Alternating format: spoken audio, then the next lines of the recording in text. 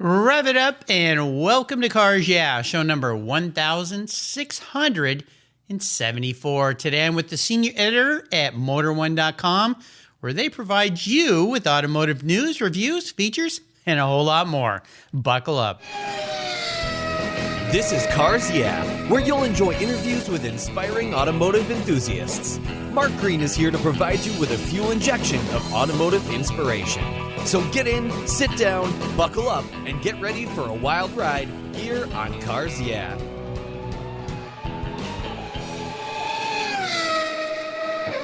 Hello, inspiring automotive enthusiasts, and welcome to Cars Yeah. Today I'm in Los Angeles, California with a very special guest by the name of Brett Evans. Hey, Brett, welcome to Cars Yeah. Are you buckled up and ready for a fun ride? I sure am. Can't wait. All right, we're going to have some fun here. Now, before we start, I want you to tell me one little thing about yourself that maybe most people don't know. Yeah. Well, one thing most people don't know about me is that I love to sing. And if it were a normal Monday night pre-COVID time, I would be going to a rehearsal with the Gay Men's Chorus of Los Angeles. It's a really fun group of guys that sings really well. Yeah, I've heard them sing, and I've even had some friends in the San Diego area that sing with that. I always have held people who can sing well in high esteem because I sang as a kid in church choir, and then puberty hit and blew my voice all to kingdom come. Let me ask you this. When it comes to being able to sing well, is this something like a musical instrument that you really need to practice and keep honing? Oh, for sure. Yeah, absolutely. It takes a lot of work if you really want to become really, truly proficient. I'm not really in that crowd. I kind of just like to sing when I can and things like that. But to really become truly accomplished musician, you have to absolutely work and hone it just like you were playing a violin or a piano for a couple hours a day. Yeah, no doubt. When you hear somebody who sings really, really well, especially in person. Now, we've all heard music and listen online and you're kind of blown away by professionals. But when you're in front of somebody live and you say, hey, sing me something. Where I used to work, there was a lady who worked for us and I didn't know that she could sing. And one day we were in the lunchroom and I said, what are you doing this weekend? And she said, well, I'm going to be singing with a group in my church. And I said, oh, you sing? I said, sing me something. And I was knocked off my feet. I couldn't believe what was coming out of her mouth because her voice didn't match, her talking voice didn't match her singing voice at all. Wow. They were two different. Wow. Yeah, it was just really amazing. And I said, you should sing in front of the whole business someday, And she's like, oh, no, I'm not going to do that. But she really had a beautiful, beautiful voice, almost operatic in a way. It was just so powerful. So my hat's off to you and your group for entertaining people and bringing joy to all of our lives. Oh, thank you. That's really nice. So let me give you a proper introduction. Brett Evans is a senior editor at Motor1.com, where they provide automotive news, reviews, features, and a whole lot more. Brett is an automotive journalist who's been in the industry for over 6 years. He reviews new cars and covers the latest in industry news. He started his career as a staff editor at Truck Trend magazine, where he developed an affinity for four-wheel drive and those locking differentials. He's easily wooed by 1990s turquoise paint. We all have our love for certain period paint, and I like that one. When Brett isn't behind the wheel of a press car, you'll catch him browsing Craigslist for an old body-style Ford truck, maybe even a supercharged Buick or a 80 series Land Cruiser to serve as a garage mate to his 2006 BMW Z4 Roadster, the perfect car for sunny Los Angeles. We'll be back in just a minute to talk with Brett, but first a word from our valued sponsors. Please give them a little love. We will be right back. Do you have a pet in your household that loves to go for a ride? Our pets are part of our families, but they can be very hard on your vehicle's interior. Well, Covercraft has you covered. They offer a wide variety of solutions to protect your vehicle's interiors from Fido's rough treatment. Canine cargo area covers are padded for comfort and provide door-to-door protection. Pet pads have built-in features to keep cargo areas and seats protected. Covercraft solutions cover cargo areas, bucket or bench seats, and protect from damaging claws, pet fur, hair, mud, moisture, and that occasional drool from permanently damaging your vehicle's delicate surfaces. Choose from a variety of styles and colors that cover almost every vehicle made. Is your dog getting a little old? Covercraft even has a pet ramp so your trusted companion can get himself into and out of your vehicle. Here's something special to you from me at Cars Yeah. If you go to covercraft.com and use the code YEAH120, YEAH120, you get 10% off your Covercraft order. Go to covercraft.com today and use the code YEAH120 and you'll get this special 10% off. Tell Fido it's from me. That's covercraft.com. Use YEAH120 at checkout. Covercraft, they've got you covered. Woof.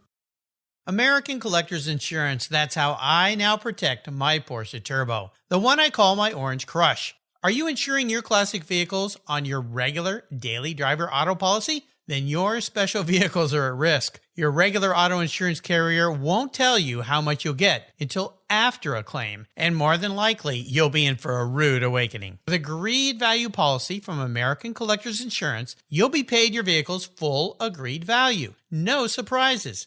If you're driving your collector car less than 5,000 miles a year, do what I did. Call American Collectors Insurance and get your very own agreed value policy tailored to your specific vehicle. If you're like me, you're picky about who works on your special ride. A great policy allows you to choose your repair shop of choice, and that means you'll know the job is done right. I shopped around and decided to protect my car with American Collectors Insurance. They've been protecting vehicles since 1976. Give them a call for a quote today at 866-ACI-YEAH.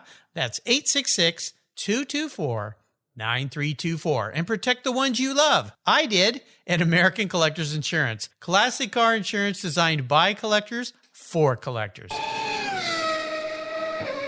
All right, Brett, we are back. And as we continue on your journey, I always like to start with a success quote or a mantra, some kind of saying that is instrumental. You like the way I put that musical quotation in there? Informing your life and your success. It's a great way to get the inspirational tires turning a little bit here on Cars Yeah. So, Brett, grab the wheel. You know, one of my favorite quotes of all time, my mom had it painted on the wall at home when I was growing up, is try a little harder to be a little better. And that is a quote from a religious leader, Gordon B. Hinckley. Mm-hmm. And I just really like that idea that, you know, you don't have to be perfect right now. You don't even have to excel right now. You can just kind of try a little bit harder right now to do a little bit better than you did yesterday. And I really like that idea a lot. I'm just kind of steady, constant improvement rather than doing it all at once. Kind of that Kaizen sharpening of the saw all the time as you go through life and always working on getting a little bit better. So tell me, in your career with what you're doing as an automotive journalist, what are some of the ways, let's say daily or weekly, that you try a little harder to be a little better? Well, so since I've been at Motor1.com, you know, for those that don't know, Motor1 is very focused on video content, and we have some of the best video content on the internet right now. And that's kind of new for me. At Truck Trend, I was all written and occasionally doing some photos and stuff like that. But at Motor1, I do a lot of video content, and I don't edit it, heavens, because I'm a terrible video editor. But we have a wonderful video editor, Clint Simoni, who does great work. But it's really exciting and really intimidating to do on-camera video work at Motor1. So that's what I've been working on most recently. I've got some pretty cool opportunities coming up. I had a really fun and exclusive opportunity to get a look at the Mercedes S-Class at the Mercedes-Benz Testing and Development Center in Long Beach, California, and just had a lot of really fun experiences with video, and that's just been really enjoyable at Motor1.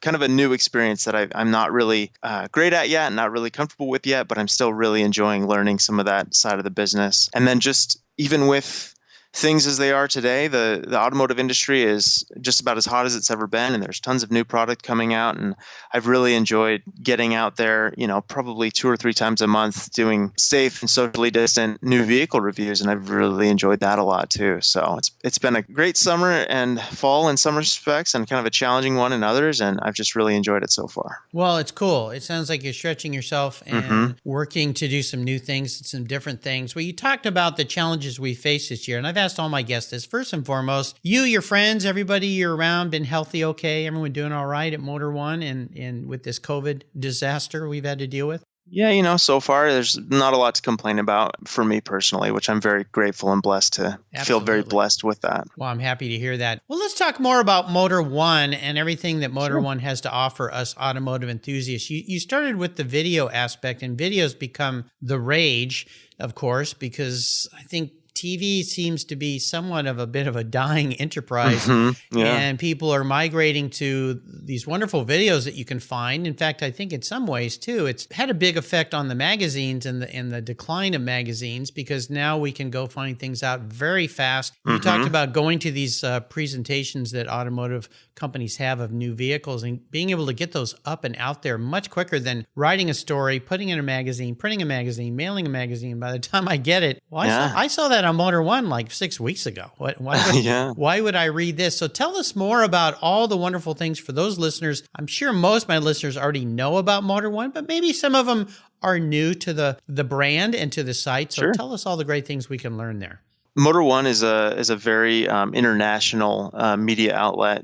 There's of course there's Motor One US, which is what you see when you go to motor1.com. But you can also there's a bunch of international editions that have their own URLs and things like that. But because it's such an international company, we actually have a nearly 24-hour news cycle at our office. We've got a wonderful news editor named Adrian in Romania, and then we have another fantastic news writer based in the Philippines named Jacob. And we've, between all of us working about an 8-hour day, I think we only have about 2 hours of the day that are unaccounted for in terms of having someone on the news desk, which is wonderful. I mean, it just means that we get so much diverse and unique and interesting content from all around the world. Some people on our staff absolutely love Skodas, and so we get some weird Skoda content sometimes. And some people on our staff love Hyundai end products that we don't get in the US, like the i20N. And so, we just have this really wonderful, diverse batch of content that we get to draw from. So that's I think that really sets us apart. We do a lot of kind of these fantasy renderings, which are fun, kind of like, what would this car look like if it were being produced today? And those are always a lot of fun, and usually kind of capture some imagination for 10 minutes. There's not a whole lot of news value or factual value in it, but it still kind of just gives you something to think about for fun for a few minutes, and that's really enjoyable. And then we also just have, this is a shameless plug because I write a lot of reviews, but we have wonderful automotive reviews. I think that we have some of the best auto writers on staff who just have a lot of experience and kind of a unique outlook on cars. One person who can't get enough of the Toyota Avalon TRD, and then another one who can't get enough of the BMW M8 competition. So we really kind of just have a pretty unique outlook on some of these interesting vehicles, and can kind of find value in a lot of vehicles that we drive, which I think is important. I don't think that there are really any truly terrible cars anymore, nor are there cars that are beyond reproach and above fault. So I think that's kind of important, to be sure to be a little bit sympathetic to every vehicle that you're driving, and kind of find some value in everything. And I think that we're pretty good at doing that. Well, absolutely. What's one of the favorite things for you that you're doing there at Motor One about your career and your business?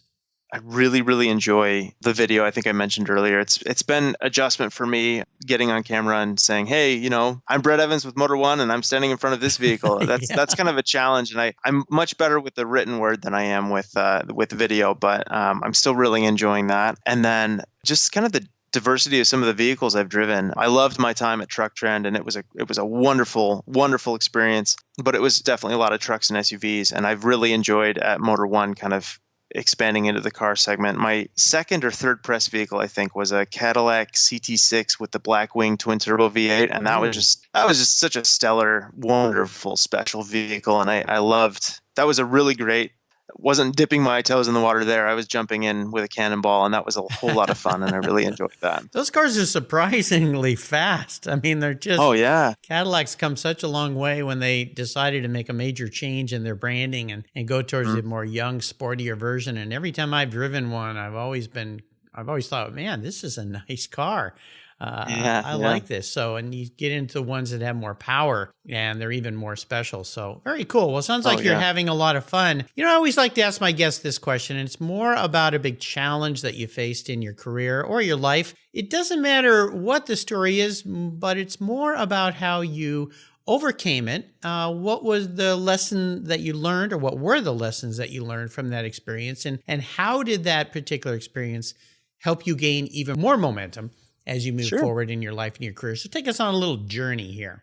Yeah, well, so a couple of years ago, I kind of encountered some pretty rough rough times in my personal life. I had some family health issues that were kind of scary, and it's definitely a challenge, and it's all come good since then.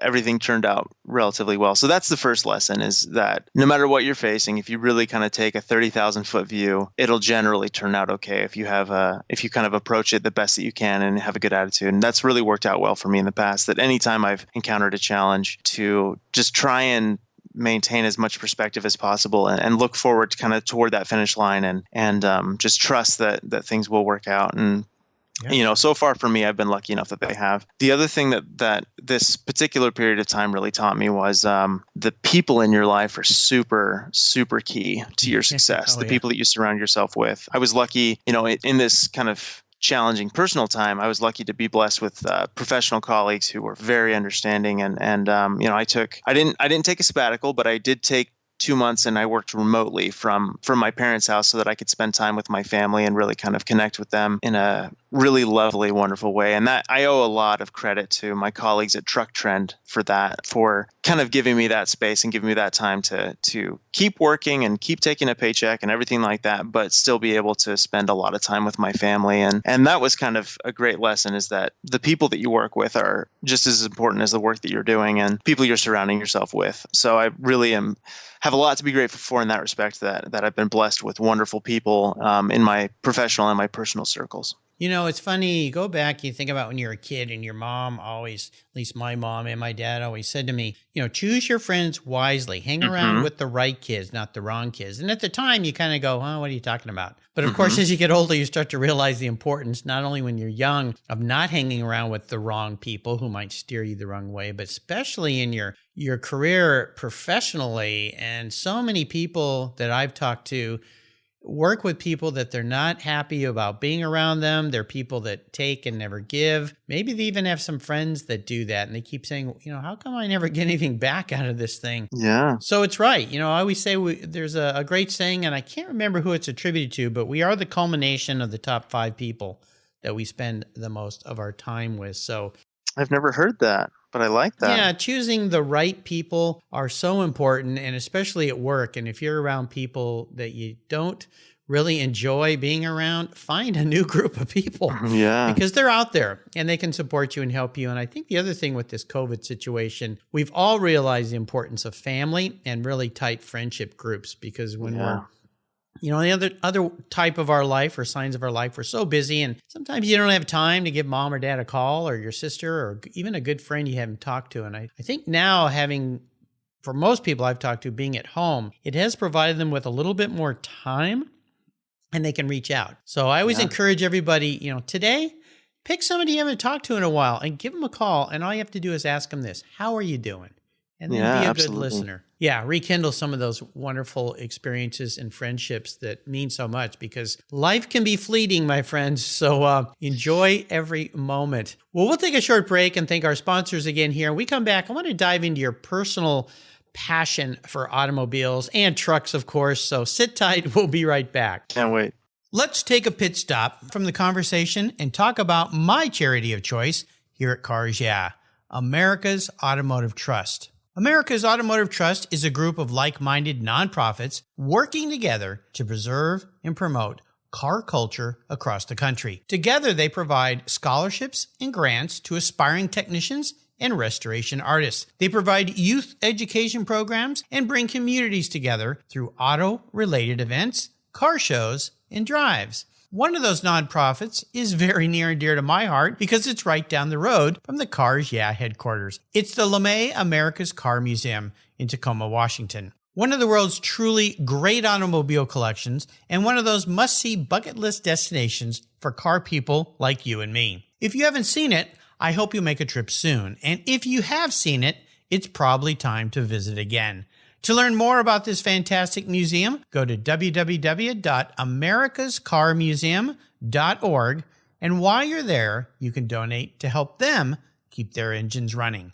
That's www.americascarmuseum.org. My favorite collector car magazine is Keith Martin's Sports Car Market.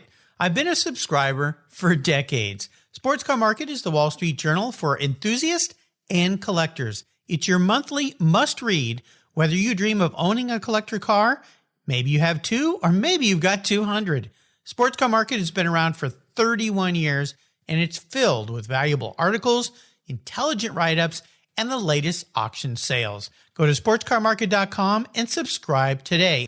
Here's a couple deals I have for you just for listening here on Cars Yeah. If you use the checkout code Cars Yeah, you'll receive a 50% discount on your digital subscription at Sports Car Market. That's an exclusive offer from Cars Yeah. And guess what? Here's another deal. If you'd like to get the actual magazine, use the code BSH for Buy, Sell, Hold. That's code BSH, and you'll get $10 off your annual print subscription. That's right, $10 off. Both of these are exclusive offers here at Cars Yeah for Sports Car Market Magazine. Just go to sportscarmarket.com and get your deals today. So what do you do after running a race team for 27 years with over 100 podiums, multiple Daytona wins, and a win at Le Mans? Racer and the Racers Group team owner Kevin Buckler founded Adobe Road Winery. Located in Petaluma, California, he and his team have created a winning combination with the Racing Series. These are 4 ultra-premium red wine blends that are in a class of their own. Like racing, these wines comprise of art, precision, engineering, science, wrapped in a whole lot of fun. You can choose from 4 blends, titled Redline, Apex, Shift, and the 24. Today I'm going to tell you about Apex. It's a rich and complex blend of Cabernet Sauvignon, Syrah, and Cabernet Franc. This blend is a showcase of perfection and hits the apex with its full-bodied, smooth finish. An added, very cool option is the label. It's a multi-dimensional rumble strip apex, reminiscent of Turn 4 at Laguna Seca. The Racing Series is a spectacular gift for the automotive enthusiast in your life, and I've got a deal for you. If you use the code CARS, yeah, all one word in all caps, at checkout, you get $10 off any purchase of the wines from the Racing Series. Your wine ships promptly and arrives quickly. Use the code CARS, yeah, at checkout for $10 off your purchase today. There's always a seat at the table for excellence with the Racing Series. Go to adoberoadwines.com today and use the code CARS, yeah. Cheers! All right, we are back, Brett. I would love for you to share a story with me that instigated this passion you have for cars and trucks. Tell me a pivotal moment in your life when you knew that you were going to be a bit of a car guy. I wish I could, because I really can't remember a time in my life that I wasn't just totally obsessed. You know, my mom and dad like to tell stories that when I was 2 or 3, walking with them, you know, holding their hand on the way to the car to the grocery store, I'd look at the blue oval badge and say that's a Ford, or I'd look at the Pentastar badge and say that's a Dodge, or I'd look at the H badge and say that's a Honda, and I could just do that from a very young age. Cool. And I don't remember a time that I wasn't obsessed, but it definitely didn't hurt that I had, you know, my mom is a huge Ford Mustang fan, and my dad had a Chevy Camaro growing up, and so he's always kind of wanted an old muscle car again. And so it didn't hurt that I had family that was pretty supportive of it either. And, you know, all of my siblings and we talk about cars, we know about cars, and that definitely didn't hurt. We're not a hardcore, you know, car family per se, but it definitely helped to have, like you were saying earlier, supportive people who kind of could recognize some of my interests and take value in those as well. So I don't remember. It's just always been a thing for me, and DNA. It must be. It really, you know, must have had a Hot Wheels car in the womb or something like that. Very cool. Did you grow up in Los Angeles?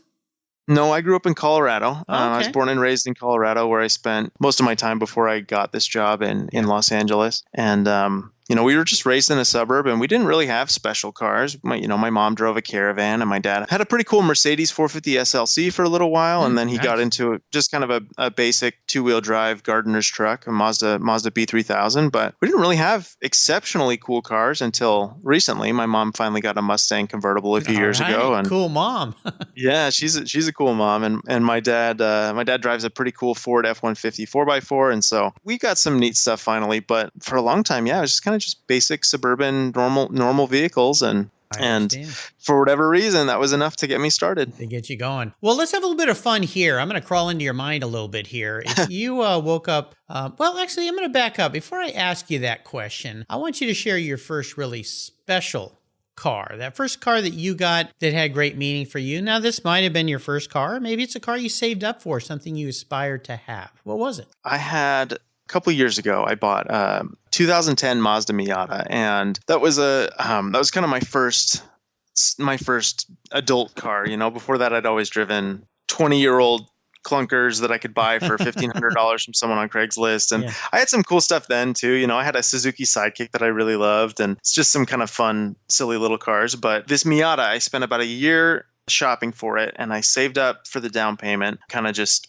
as much as I could with my paycheck. And then I finally found this car in South Carolina, and I thought, oh, I could buy this, but it's so far away and it'd be kind of silly. And then a couple of hours later, my boss at Truck Trend, Jason Gonderman, called me and said, hey, there's a trip to South Carolina with Mercedes-Benz. Would you like it? I was like, well, conveniently, yes, I would. And so I took this trip to South Carolina with Mercedes-Benz, and instead of flying back, I bought that car and I drove it home. And that was just such a wonderful, wonderful first 3 days with a car, just driving the Dragon in Deals Gap, Tennessee, in my new to me Miata, and just all these wonderful experiences. And then it was kind of, like I said, it was kind of my first nice car. It was 6 years old at the time, but it felt pretty new and it was in good shape, and it was it was my first like adult purchase, and I really loved that car. And wish I still had it every day. So it was a great thing, great machine. When those first came out, there was a guy that I was working with. I was I'd been married for a little bit, not too long, and he bought the first one that came out. And I remember he let me drive it, and it was such a fun car. I mean, the thing I remember most was about where the shifter was. It was just like right there, just click, click, click, and was just so much fun to drive. And that's a car that has really grown and just continued to be this lovely track car, autocross car, fun car, affordable sports car for many, many people. So yeah, they're a blast. And I think as far as to go racing inexpensively, if there is such a thing in those two words, racing and inexpensive, which I used to race, they don't go together. That the Miata is a great option for many people, especially SCCA type racing. Parts are available, fairly affordable, fun car to toss around. Not terribly fast, but again, you don't have to go that fast anyway. Yeah, you can full throttle everywhere you go and not be breaking the speed limit. It's great. Well, pretty much. Although some of those nowadays, they're pretty quick little cars. All right, well, let's go back to that question where I was going to crawl into your head a little bit here. I'll be your analyst here. If you woke up tomorrow, Brett, and you were manifest as a vehicle, this isn't what you want to be. This is how you perceive yourself as a vehicle. It makes it a little more challenging. What would Brett be and why? This is a great question, and I don't know if I have the right answer for you, but the first thing that jumped to mind was a 1990s turquoise Geo Tracker. That's kind of what I'm thinking right now. Okay. Because I don't think I'm particularly powerful. I'm not very strong, but I think I'm generally a fair amount of fun to be around. And kind of just like a little goofy and a little silly. Not like, I'm not totally crazy and totally wacky and out there, but I think I'm just kind of fun to be around. And I do remember when I owned a Sidekick, which is the same vehicle as a tractor, that thing was just such a silly vehicle to drive around in, and I really enjoyed it. And so that's kind of how I view myself, kind of, unassuming, surprisingly enjoyable to be around, and that kind of a thing. And, I loved going off road with the 4-wheel drive and the locking center differential. That was just a really fun vehicle. So I'll say that. I'll say surprisingly fun, even for being as dorky and silly as I am. My father worked for a while in Saudi Arabia back in the 80s when I was in college, and he bought a Suzuki Sidekick, which I think, like you said, it's the same vehicle pretty much, isn't it? I think so, yeah. Yeah.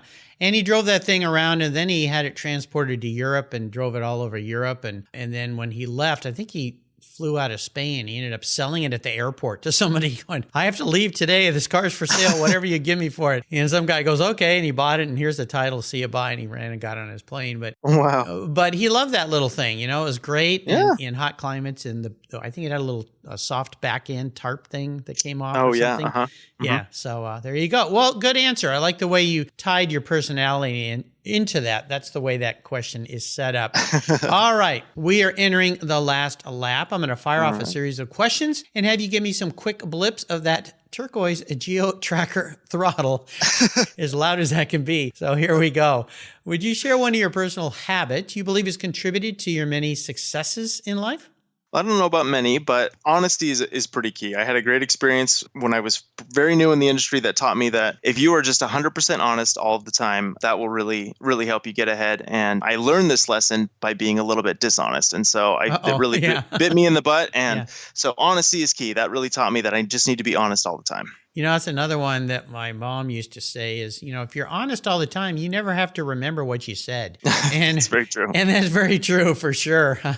If I could arrange for you to have a drink or a meal with anyone in the automotive industry, either living or deceased, now as a journalist, this will be interesting. Who would it be? Peter Egan, no question. Oh, yeah. Peter, the great. Yeah. I remember my first book I bought of his, I think it was called Leanings. Yep. Yeah. Now, why Peter Egan? Peter Egan is an amazing writer, just absolutely one of the best automotive writers and probably one of the best writers in my opinion, full stop. And I grew up, like I said, I told you that my siblings and I enjoyed cars as well. And I remember my brother Christian and I would literally just pore over Road and Track and Cycle World magazines for hours and just read his articles, and I love the way he writes. I think from what I've read, I think he has an interesting life, and I would just love to sit down and talk to him and just chat and thank him for the enjoyable memories and for kind of helping inspire me that I could write about cars, and then also just kind of get his take on things and see what he's like in person. I love that man. Yeah, absolutely. Awesome. Everybody speaks very highly of him. Now, when it comes to automotive advice, what's the best that someone else has ever offered you? My dad told me once I bought a 1990 BMW 5 Series sedan, and it was a good price. And he said, "Well, just think about the maintenance." And that's kind of the good advice that I've received is when you're buying a car, it's never just about the purchase price. And that thing bled me dry in about a year and a half. It was a great car when it ran, but it just didn't ever run that much. And so think about the maintenance. That's the advice I'll say helped me out. A lot of people, especially younger, if you don't have vast resources, you're right. They don't. They stretch and they get this dream car and they don't think about maintenance. They don't think about insurance costs. Parts are expensive. All those things combine, and they realize pretty quickly, oh, this dream is turned into a nightmare. So, and those high-end BMWs, I've had many BMWs, all M cars. They've all been really great cars. But when you get into the 5 Series, 7 Series, those cars are very expensive to maintain. Yeah. They're wonderful to drive, but they're very pricey. Once you get out of that inline 6 and you get into the other engine configurations, parts and maintenance gets very, very expensive, but they're sure fun when they run well. Boy, they are. Now, how about a resource? I'm guessing one of the best resources you can quote today is motor1.com. Yeah, absolutely. I love Motor One, and I used Motor One as a resource when I was doing research even before I worked there. That said, I will absolutely say, I don't know if you are okay with me talking about other podcasts, but I also really enjoy the Truck Show podcast. Is a lot of fun. That was founded by one of my other bosses at Truck Trend, Sean Holman, and that's an enjoyable one to listen to just for kind of some sillies. And then, I'd be remiss. FCP Euro. I have that, like you said, I've got that inline 6 BMW, and FCP Euro is saving my bacon. They've got a lot of really great, I promise I'm not being paid to say this, but a really great website and some really great how-tos and DIYs, and then lots of just wonderful parts. That's where I get all my stuff for my car. So that's pretty key for me. Yeah, absolutely. For us BMW owners, that's a great resource as well. All right. And a shout out to Sean Holman and Truck Show Podcast, fellow podcaster out there. Love podcasters. Now, when it comes to books, is there a book you'd like to share that you think our listeners should read? Yeah, sure. The Art of Racing in the Rain by Garth Stein, I think. And I loved that book. That was really enjoyable. And that was one that, I read it and then I gave it to every member of my family. And it's the perfect dog book if you don't really like dog books. And it's the perfect car book if you don't really like car books. It's just a really enjoyable read. I also have to mention Slow Car Fast by Ryan K. Zumalin. That's a wonderful book. I've loved. He's got some really great essays about the future of automotive enthusiasm and kind of the rising generation and how it pertains. And then my good friend Ilana Schur is coming out with a book soon called Don Prudhomme, My Life Beyond the 1320. And she's a wonderful writer. I've never read the book yet because it's not out yet, but she's a wonderful writer. And I can't imagine that her writing about drag racing could be anything but extremely interesting and entertaining. So looking forward to getting that one in my hands and reading that. I am too. Alana was a guest here this year on Cars. Yeah, become friends with her. She does a wonderful job. Of course, Slow Car Fast is a great one. Gar Stein's been a guest on from the show here, and The Art of Racing in the Rain, of course, really iconic. The movie was fine, but nothing like the book. The book was so much better. Nothing like the book. That's typical for movies versus books. Very few times does it go the other way around. They just can't get it all in. And so I always say too, if you're not a reader, get The Art of Racing in the Rain audio. It's really magnificent. The voice that does it does a great job. And bring a box of tissues. You're going to need them. Just leave it at that. All right. We're up to the checkered flag here, Brett. And this last question can be a bit of a doozy. I'm going to buy you a very cool collector car today. Something fun or toy. Doesn't matter who owns it, where it is, or how expensive it is. But as my listeners know, there's rules to this game. You can't sell it to buy a bunch of other toys with or a beautiful home in Los Angeles. You got to keep it. It's got to tick off all the boxes for a cool car. And I want you to enjoy it. But it's the only one collector car you can own. So what am I buying you today? All right. I have a starting point to that answer. I'm going to need you to help me suss it out a little bit. Oh, I can get you there. No problem. Okay. I know I want a Shelby Cobra, 100%. Yeah. I don't know if I want the delicate slab side 289 or if I want the fat Fender 427. So that's kind of where I'm at. But I absolutely know that it has to be a Shelby Cobra. That's been my favorite car since I was 5 or 6. And that's absolutely what it has to be. I just need to decide between the slab side 289 or the big 427. Yeah. Well, there's some interesting thoughts on that. Personally, the 427 is cool. Everybody, big macho car, big engine, big car, lots of car, good way to get yourself in a lot of trouble really fast. That's true. Although you could do it with a 289, but personally, I like the more delicate look of the 289. I really think in a car that light, and honestly, these days, where can you use that kind of power except on the track? Sure. I would steer you down the path of the 289, which many of my listeners will go, "What, Mark? What are you doing? No, it's got to be a 427."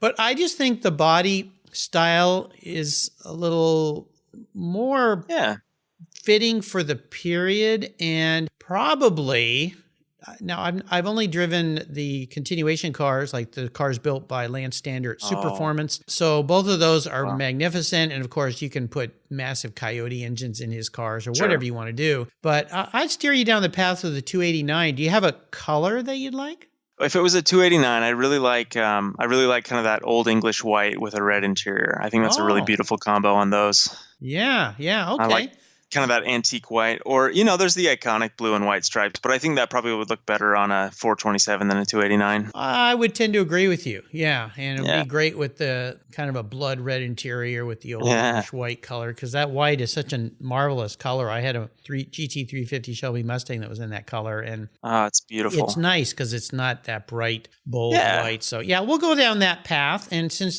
those tend to be a little hard now, I was just reading my newest Sports Car Market magazine, and there was actually one that didn't sell at an auction. It only got up to about $900-something thousand. And it didn't sell. So maybe I could talk that guy into letting it go for a little bit more. And, go That's from very there. Generous of you. Thank you, Mark. Although that car was blue, but that's okay. That was the real deal. Now you could get one that was virtually new from my friend Lance at Superformance that actually we could build just to your specifications, have just as much fun, and it wouldn't cost me as much.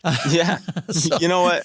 I'll be generous and I'll let you. I'll let you buy me one of those. Yeah. All right. I'll let you buy me one of those instead. All right. Cool. Well, I'll call my friends there at Superformance. They're just down the road from you, so they're very close. You can go down there and pick it up. But they build some magnificent cars. Of course, there's the GT40, the Grand Sport they do. I mean, they just do so many cool things there. They make dreams come true. All right. Nice choice, my friend. You've taken me on a very cool ride today. It's going to get even cooler as we go down the Coast Highway in that 289. Really enjoyed your stories. I want to thank you for sharing your journey with the Cars Yeah audience. Before I let you go, could you offer us one little parting piece of wisdom or guidance before you rip off down the Sunset Cliffs Drive or Mulholland or whatever you're doing? Be careful, please, in that beautiful 289 Shelby Cobra. Well, I think value the people in your life that are going to take you where you want to go, and make sure you surround yourself with people who make you the best version of yourself. And then be honest. Just always just try your best to deal with people as honestly as you can. So it's a lot easier to go through life. Like I said, we are the culmination of the top 5 people we spend our lives with. I got to spend a little bit of my life with you today, Brett, so that makes me a little better guy. I appreciate that. What's the best way for people to follow you at Motor1.com? bookmark Motor One and follow us. Subscribe to our videos on YouTube for sure. I'm on Instagram at Brett_T_Evans. You'll get some of my personal life there for sure, but then you also get a lot of cool cars. And yeah, motor1.com. That's the one. There you go. That's the place to go. I'll make sure I put all these links on Brett's show notes page so that you can find all of them, including his book references and everything else. Just go to carsyeah.com, type in Brett Evans, and you'll find him right there. Listeners, you can find everything, like I said, on the show notes page. And I want to say a quick thank you to our mutual friend Noah Thanos at Con Media. All my friends at Con Media are so nice. They bring me some of the best guests I have here on Cars Yeah. In fact, just last week I had Dan Kahn on the show. Dan's a great guy. Pretty cool. Brett, thanks for being so generous today with your time, your expertise, and for sharing your life with my listeners. Until you and I talk again, my friend, I'll see you in that 289 down the road. Can't wait. Thank you so much, Mark. This has been a blast. Yeah, absolutely. My pleasure. If you're listening to Cars Yeah, you probably spent some time working on your favorite ride. But how confident are you working on your finances? You may be able to rebuild a fuel injection system, but can you decipher the details of a mutual fund? If you're like me, investments, insurance, annuities, budgeting, and other financial concepts may seem a bit daunting, but what if I told you there's a book that describes these subjects and more in an easy-to-read and a very humorous way? My friend Chris Kimball, CFP, a longtime sponsor and past guest here on Cars Yeah, has written that book, and it's titled The Saga of Ike and Penny, a couple's humorous journey through the confusing world of finance. It's a fun look at things you need to know. Everything from investing to effective ways to get rid of credit card debt, and it's probably the only book on finance with a VMAX on the front cover and a classic Mini Cooper on the back. The book's available at Amazon for just $10, and this book will dramatically improve the direction of your financial future. I gave copies to each of my children. All securities are through Money Concepts Capital Corp. Christopher Kimball Financial Services is not affiliated with Money Concepts Capital Corp. Get your copy, The Saga of Ike and Penny, today. Thank you so much for joining us on today's ride here at Cars Yeah. Drive on over to carsyeah.com to find show notes and inspiring automotive fun. Download your free copy of Filler Up, a fun book filled with gorgeous photographs of fuel filler fun, including quotes from more inspiring automotive enthusiasts. Download your copy today, and we'll see you next time on Cars Yeah.